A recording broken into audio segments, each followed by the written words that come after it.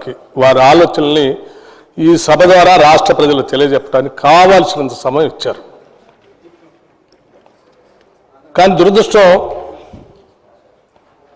ఎందుకో వారు మా లెజిస్లేటివ్ అఫైర్స్ మంత్రి గారు శ్రీధర్ బాబు గారు అత్యంత నైపుణ్యంతో సభని ఎవరికి ఇబ్బంది లేకుండా సభ్యులందరినీ కూడా సమన్వయపరుస్తూ ఎటువంటి సభలో డిస్టర్బెన్స్ లేకుండా ఈ సభ నడపడం కోసం వారు చేయాల్సిన ప్రయత్నం అంతా చేస్తూనే ఉన్నారు. కానీ ఎందుకో వారు ఇప్పుడు వాకౌట్ చేసి వెళ్తున్నామని చెప్పారు. అది కూడా పాయింట్ ఆఫ్ ఆర్డర్. అధ్యక్ష, వాళ్ళు సుదీర్ఘకాలం శాసనసభలో సభ్యులుగా ఉన్నారు. మరి దేనికి పాయింట్ ఆఫ్ ఆర్డర్ అడిగారో, అడిగిన పాయింట్ ఆఫ్ ఆర్డర్ ఏంటో కనీసం రూల్ బుక్ తీసి నేను ఫలానా దానికోసం పాయింట్ ఆఫ్ ఆర్డర్ అడుగుతున్నాను చెప్పనైనా చెప్పారంటే అది లేదు. చెప్పారు, వెళ్ళారు. స్పష్టంగా నేను చెప్పదలుచుకున్నాను అధ్యక్ష, ఈరోజు ఈ బడ్జెట్ ప్రవేశపెట్టేటప్పుడే చాలా స్పష్టంగా ఇందులో కొన్ని విషయాలు చాలా స్పష్టంగా నేను చదివి వినిపించాను అందరికీ. మభ్యపెట్టే మాటలు చెప్పం,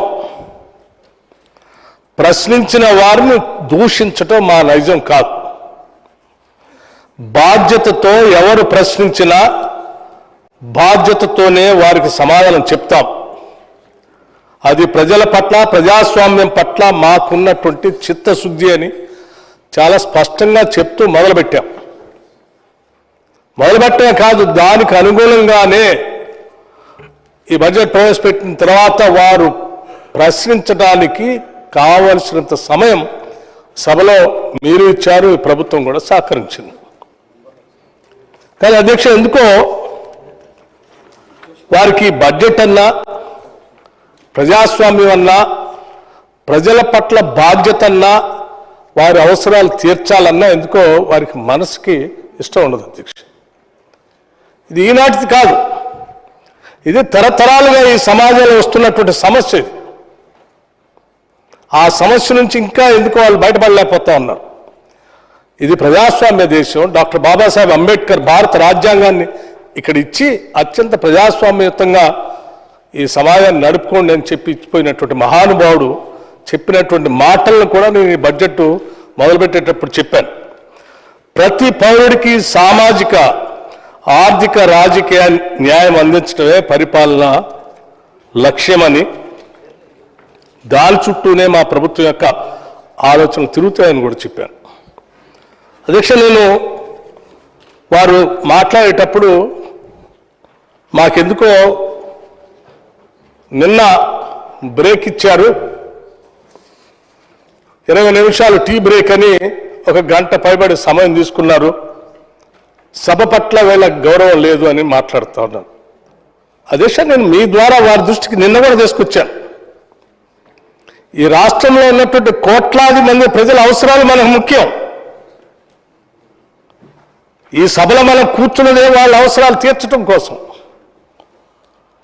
నిన్న ఒక గొప్ప నిర్ణయంతో తీసుకున్నటువంటి ఫలితాన్ని ఈ రాష్ట్ర ప్రజల్లో, ఈ రాష్ట్ర ప్రజల కోసం సేవ చేస్తున్నటువంటి ప్రభుత్వ ఉద్యోగులకు సంబంధించినటువంటి వారికి, వారి కుటుంబ సభ్యులకు ఒక ధైర్యాన్ని, ఒక భరోసాని కల్పించడం కోసం ఈ ప్రభుత్వంలో పనిచేస్తున్నటువంటి ఉద్యోగస్తులకి ఈ దేశంలో ఎక్కడా లేనట్టుగా మొట్టమొదటిసారి మానవీయ కోణంతో ఈ ప్రభుత్వంలో పనిచేస్తున్నటువంటి ఉద్యోగస్తులు పొరపాట్ల దురదృష్టవశాత్తు మరణిస్తే, ప్రమాదవశాత్తు జరిగితే ఆ కుటుంబం ఒకటేసారి తల్లకిందులైపోతుంది అధ్యక్ష. ఆర్థికంగా, సామాజికంగా అంతులేని అగాధంలో నెట్టివేయబడతారు అధ్యక్ష. అటువంటి అగాధంలో నెట్టివేయకుండా ఉండాలనేటువంటి ఆలోచనతో ఒక మానవీయ కోణంతో ఈ ప్రభుత్వంలో పనిచేసే ఉద్యోగస్తులకి అటువంటి సంఘటన జరిగితే ఒక 1.2 crores అధ్యక్ష, 1,20,00,000 వరకు వారికి ప్రమాద జీవిత బీమా వచ్చేటట్టుగా ఈ ప్రభుత్వం ఏర్పాటు చేసింది అధ్యక్ష. అది ఈ సభలో ఈ బడ్జెట్లో ప్రకటించే ముందు పైలట్ ప్రాజెక్ట్గా ఎనర్జీ డిపార్ట్మెంట్లో మేము ప్రయత్నం చేశాం. అలా చేసిన దానివల్ల నిన్న ఎనర్జీ డిపార్ట్మెంట్లో అసిస్టెంట్ లైన్మెన్ అధ్యక్ష ప్రభుత్వంలో అట్టడుగున చిన్నవాడిగా ఉండే కుటుంబం అసిస్టెంట్ లైన్మెన్, అట్లాగే ఒక ఆర్టిజన్ అత్యంత చిన్న స్థాయిలో ఉండేటువంటి ఉద్యోగం. దురదృష్టవశాత్తు వాళ్ళు మరణిస్తే గతంలో రూపాయి ఇచ్చేటువంటి పాపాన్ని పోయేది కాదు ఆ ప్రభుత్వం. అటువంటి వాళ్ళ కుటుంబం అత్యంత పేద మధ్యతరగతి కుటుంబాలు అధ్యక్ష వాళ్ళకి ధైర్యాన్ని స్థైర్యాన్ని భరోసా ఇవ్వటం కోసం పెట్టినటువంటి ఆ పథకం ద్వారా వాళ్ళిద్దరు మరణిస్తే చెక్కులు రియలైజ్ అయ్యి ఆ పంపిణీ చేసేటువంటి కార్యక్రమం మొట్టమొదటి ఆ 2 చెక్కులు 2 కోట్ల రూపాయలు, ఒక్కొక్కరికి ₹1,00,00,000 లెక్క మేము ఈ సంవత్సరం ఈ బడ్జెట్లో మొత్తం రాష్ట్ర వ్యాప్తంగా ఉన్నటువంటి ఉద్యోగస్తులందరికీ ప్రవేశపెడతా ఉన్నాం. ఆ ప్రవేశపెట్టేటువంటి పని ఆషామాషి కాదు, దాని ఫలం ఎట్లా ఉంటుంది, ప్రతిఫలం ఎట్లా ఉంటుంది అని నిన్న నిరూపణ అయితే దాన్ని తీసుకొని వచ్చి ఈ చట్టసభల్లోనే యావత్ కేబినెట్ సభ్యులందరి సమక్షంలో అందరినీ పిలిచి ఆ కుటుంబ సభ్యులు కూడా ఈ ప్రజాస్వామ్యాన్ని అత్యంత పవిత్రమైనటువంటి ఈ చట్టసభలో ఆ కుటుంబాలను పిలిచి కమిటీ హాల్లో వాళ్ళందరినీ కుటుంబ సభ్యులు రావడానికి కొంత సమయం పట్టింది. అటు బ్యాంకర్స్ని పిలిచి అధికారులు పిలిచి చెక్కులు పంపిణీ చేసి ఇది ఈ రాష్ట్ర ప్రభుత్వం ఈ రాష్ట్రంలో పనిచేస్తున్న ఉద్యోగస్తులకి ఇస్తున్నటువంటి భరోసా అని చెప్పడం కోసం కొంత సమయం తీసుకున్నాం. ఇది తప్ప అధ్యక్ష?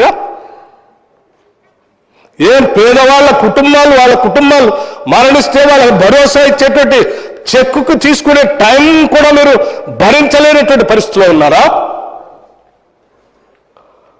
మీ ద్వారా నేను చెప్తా ఉన్నాను అధ్యక్ష, అదే స్థానంలో నేను 10 ఏళ్ళు కూర్చున్నాను. 10 సంవత్సరాల అధ్యక్ష సిఎల్పి లీడర్గా, ఎల్ఓపిగా మెయిన్ అపోజిషన్ లీడర్గా, కొన్ని రోజులు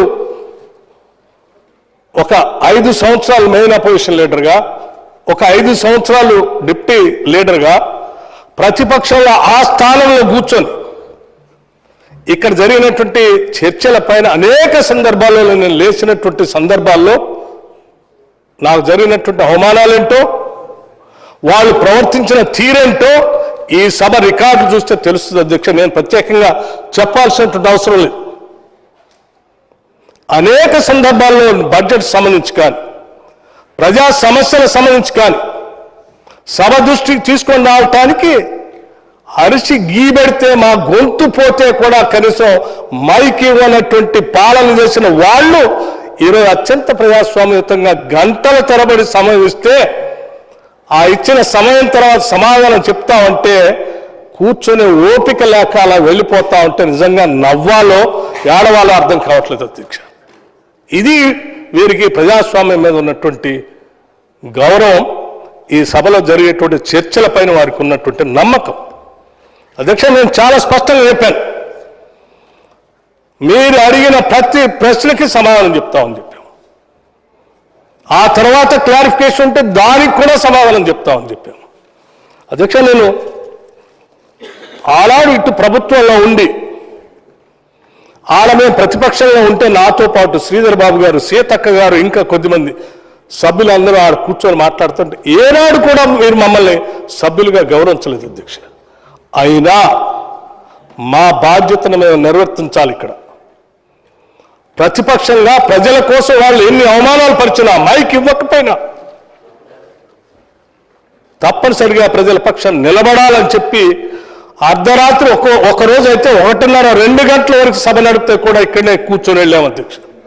పార్టిసిపేట్ చేశాం. కానీ ఏ ఒక్కరోజు కూడా ఇట్లా వాకౌట్ చేస్తున్నామనో, సభలో మేము మైక్ ఇవ్వకపోతే మాకు మాట్లాడటానికి అవకాశం ఇవ్వట్లేదు కాబట్టి వెళ్ళలోకి వస్తామనో, లేకపోతే ఇంకొక రకంగా నియమాలకు వ్యతిరేకంగా ప్రవర్తించడం కానీ ఎప్పుడు చేయలేదు అధ్యక్ష. ఎందుకంటే మాకు ఈ పవిత్రమైన సభ మీద మాకు గౌరవం.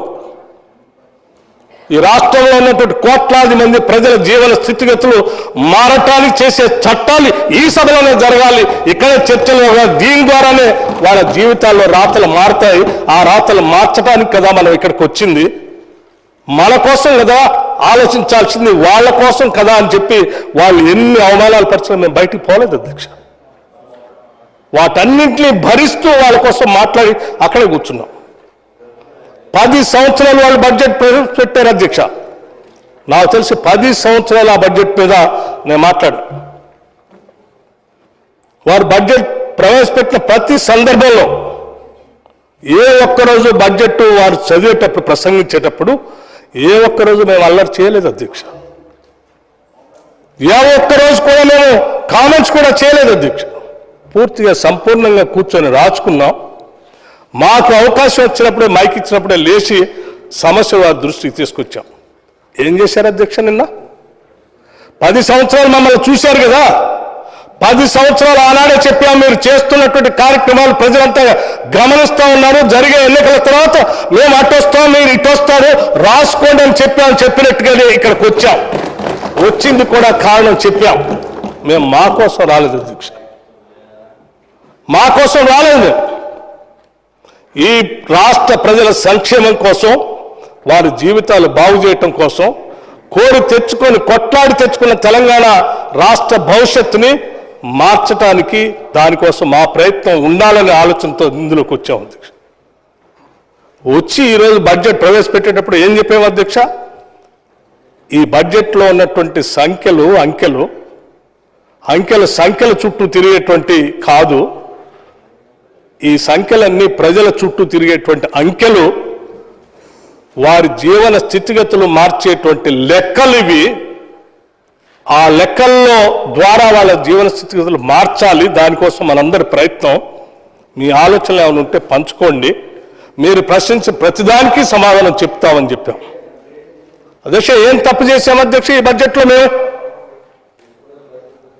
లక్షలాది మంది పేద విద్యార్థులు ప్రభుత్వ పాఠశాల పోతా ఉంటే, పోయేటువంటి పిల్లలు చాలా మంది అర్ధాకలతో, కొద్దిమంది తినకుండా పాఠశాలలో పోయి చదువుకునేటువంటి పరిస్థితులు చూసినటువంటి వ్యక్తులుగా మేము చెప్తా ఉన్నాం అధ్యక్ష.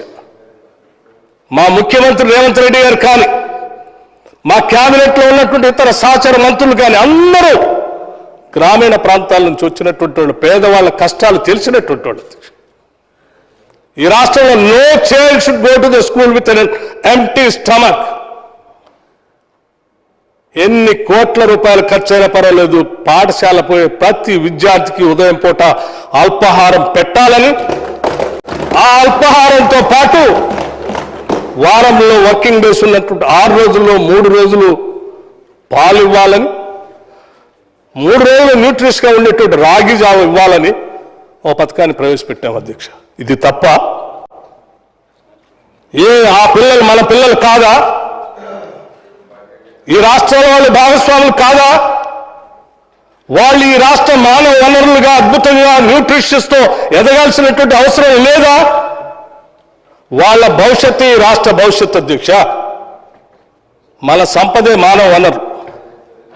అటువంటి మానవ వనరులు మనం చిన్నప్పటి నుంచే పోషకాహార పదార్థాలతో పెంచుకొని ఈ రాష్ట్రానికి ఒక పెద్ద సంపదగా మార్చుకోవాలనేటువంటి ఆలోచనతోనే ఈరోజు రాష్ట్ర ప్రభుత్వం బడ్జెట్లో అది ప్రవేశపెట్టింది.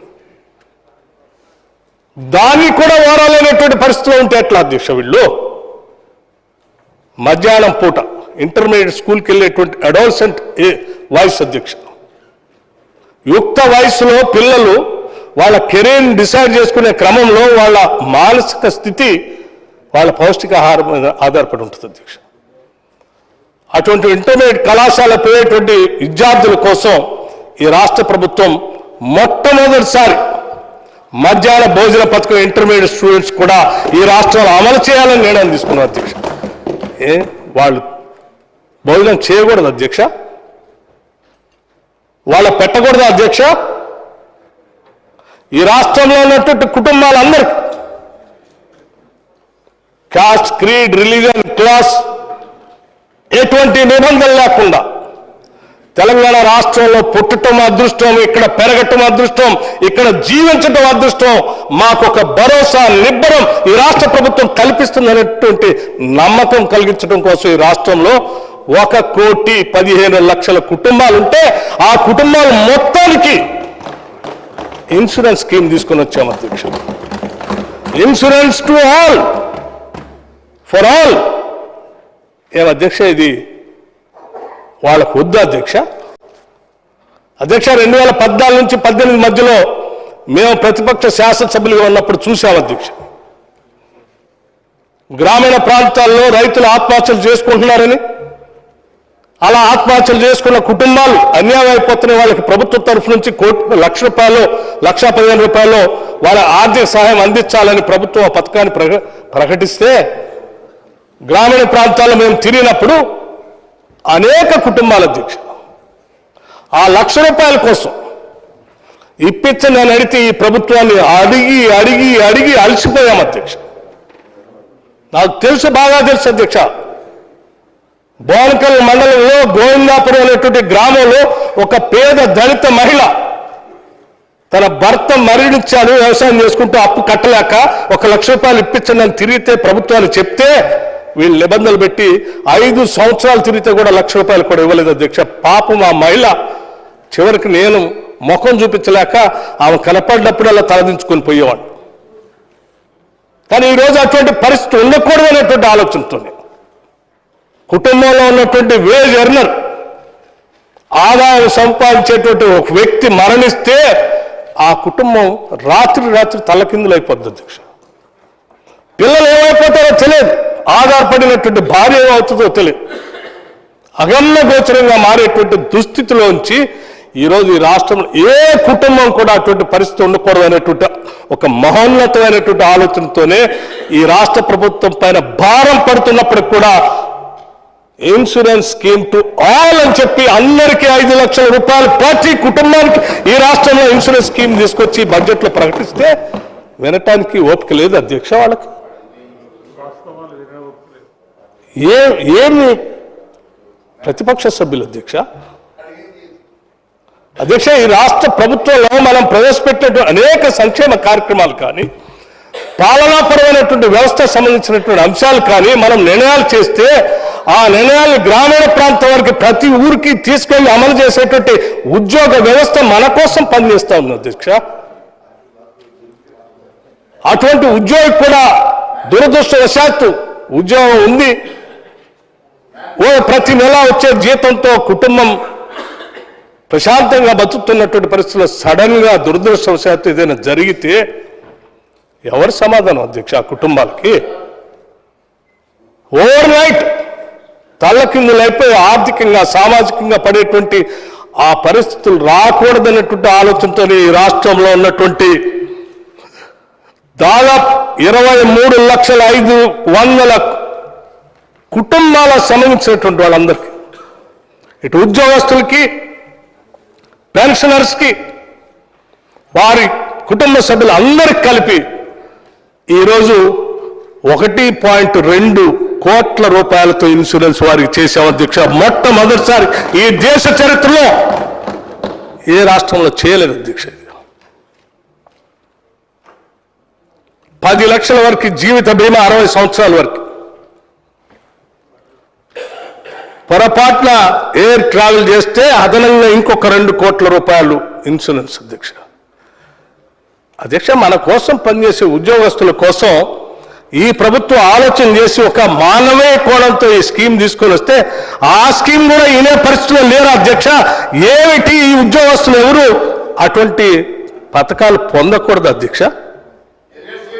ఇది ఎక్కడ అన్యాయం అధ్యక్ష? వైద్య సదుపాయం అధ్యక్ష. ఉద్యోగస్తులకి 10 సంవత్సరాలు అధ్యక్ష సకల జనుల సమ్మె అని చెప్పి వారి ఉద్యోగాన్ని, కుటుంబాన్ని, అందరినీ వదిలిపెట్టి రోడ్డు మీదకి వచ్చి ఉద్యమంలో పాల్గొని ఈ రాష్ట్రం కోసం, ప్రత్యేక రాష్ట్రం కోసం పోరాటం చేసినటువంటి ఉద్యోగస్తులకి అన్నీ కల్పిస్తామని చెప్పినటువంటి వాళ్ళు 10 సంవత్సరాలు అడిగారు కదా అధ్యక్ష, క్యాష్లెస్ హెల్త్ కార్డు కావాలని. ఇచ్చారా? వాళ్ళని మాట్లాడినిచ్చారా అధ్యక్ష? వారికి స్వేచ్ఛ ఇచ్చారా? అసలు భావ స్వేచ్ఛ ఉంది అధ్యక్ష? మాట్లాడితే ఎప్పుడు ఎవరిని అరెస్ట్ చేస్తారో తెలియదు, ఎవరి మీద కేసు పెడతారో తెలియదు, ఎవరిని హౌస్ అరెస్ట్ చేస్తారో తెలియదు. భయంగా బతికిచ్చారు కదా అధ్యక్ష ఈ రాష్ట్రంలో. ఈరోజు అటువంటి ఉద్యోగస్తుల కోసం మేము ఆలోచన చేశాం అధ్యక్ష. క్యాష్లెస్ హెల్త్ కార్డు కావాలంటే ఈ రాష్ట్ర ప్రభుత్వం ఆలోచన చేసి అందరితో మాట్లాడి ఈ బడ్జెట్లో మొట్టమొదటిసారి ఈ రాష్ట్ర చరిత్రలో దాన్ని అమలు చేస్తా ఉన్నాం. ఈయనే ఓపిక లేదా అధ్యక్ష వీరికి? ఉద్యోగస్తులు క్యాష్లెస్ హెల్త్ కార్డు అవసరం లేదు అధ్యక్ష? మీరు ఒక్కళ్ళకుంటే సరిపోతుందే? వీరికి అసలు ఉద్యోగస్తులే అవసరం లేదు అధ్యక్ష. ఉద్యోగస్తులు అవసరం లేదు, విద్యార్థులు అవసరం లేదు, ఇంటర్మీడియట్ చదువుకునేటువంటి విద్యార్థులు అవసరం లేదు, ఈ రాష్ట్రంలో ఏ కుటుంబం అవసరం లేదు, వారికి ఇన్సూరెన్స్ అవసరం లేదు. మరి ఎవరు కావాలి అధ్యక్ష? మీకు ఎవరు కావాలి అధ్యక్ష? ఈ రాష్ట్రంలో ఇన్ని చేస్తూ ఉంటే వినాలి. మీరు ఇవన్నీ ఏం చేయలేదు కదా, చేయకపోయినా మేము విన్నాం కదా, మేము ఆడ కూర్చొని మీరు చదివిందల్లా విన్నాం కదా, రాసుకున్నాం కదా, మాట్లాడే అవకాశం వచ్చినప్పుడే మాట్లాడాం కదా.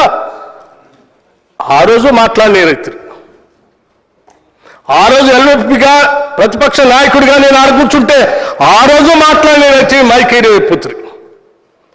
ఈరోజు ఏడా డిప్యూటీ సీఎంగా కూర్చొని బడ్జెట్ ప్రవేశపెడతా ఉంటే ఈ రాష్ట్ర ప్రజల సంక్షేమం కోసం, వారి భవిష్యత్తు కోసం, ఈ రాష్ట్ర భవిష్యత్తే మా భవిష్యత్తు అనుకొని బడ్జెట్లో అన్ని పొందుపరిచి చదువుతూ ఉంటే వినాల్సింది పోయి, విని రాసుకొని చెప్పాల్సింది పోయి, బడ్జెట్ కాగితాలను చింపి చెవిలో పెట్టుకొని సభ నుంచి బయటికి పోతారు అధ్యక్ష.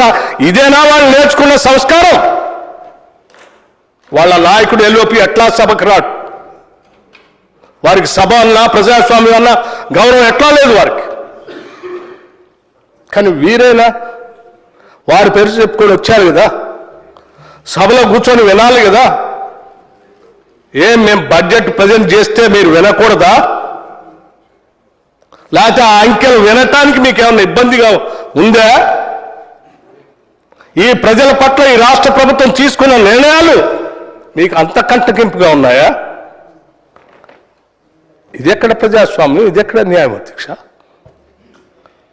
ఈ లేచిపోయి ఇక్కడ నుంచి మాట్లాడిందంటే ప్రతి సందర్భంలో చూస్తూ ఉన్నాను. నిన్న మొన్న కూడా చూశాను అధ్యక్ష. వారి నాయకుడు రాడు, వీరే మాట్లాడని మైక్ ఇస్తే వారు చెప్పింది మేము వినాలి. వారు ఏది పడితే అది చెప్పొచ్చు, వారు చెప్పిందే వినాలి. వాస్తవాలు అవసరం లేదు, వారు చెప్పిందే వినాలి. ఆ చెప్పడానికి అవకాశం ఇస్తేనే నేను సభలో ఉంటా, లేకపోతే నేను వెళ్ళిపోతా.